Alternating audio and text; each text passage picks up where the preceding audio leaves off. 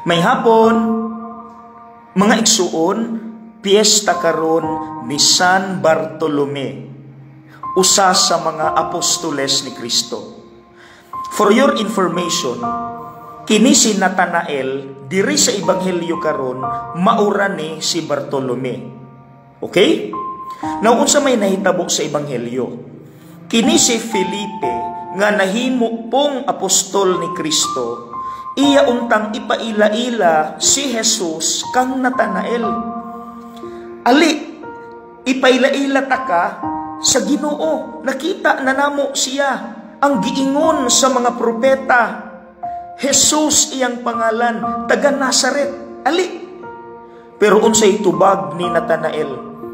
Duna bagoy maayo nga gikan sa Nazaret. Abi ninyo mga igsuon, kung ikaw taga Nazaret, insulto na nimo kay gipagkaubos mo. Now karon, sila rang duha ni Felipe ang nag-istoryahanay. What do you think? Kadungog kaha si Kristo bisag wala sa diha? Yes, because Jesus is God. He knows unsay naa sa atong kasing-kasing. So, pag-abot na ni Kristo karon, iya unta to dapat kasab-an. Nganong imo kong giinsulto, ako taga Nazaret, nganong imo ming gipakaubos? Wala niya kasabi, unsay iyang giingon. Ani ay tinuod nga Israelita, ug walay ikasaway kaniya. Iya hinuong gidayig si Natanael, imbis iyang kasab-an, imbis mubalo siya. Mga igsuon, diha ta mamalandong. Tulo ka punto, palihog ayaw kalimti. Nganong ingon ato si Kristo kang Natanael?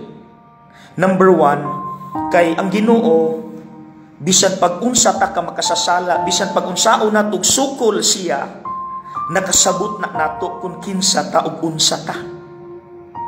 Number 2, ang Ginoo nitan-aw na sa unsay potential nato.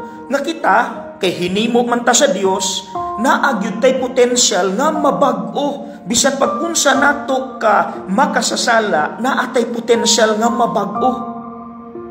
Ug ikatulo, kini bang nakita sa Dios nga sa sulod nato naatay built-in nga kamaayo. Dili na mawala nato.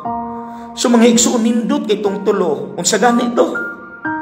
Munang human sa tanang gihimo sa Dios nato, mga kamaayo, grasya, kung magdinuang pata, ato na gyud nang sala. God bless.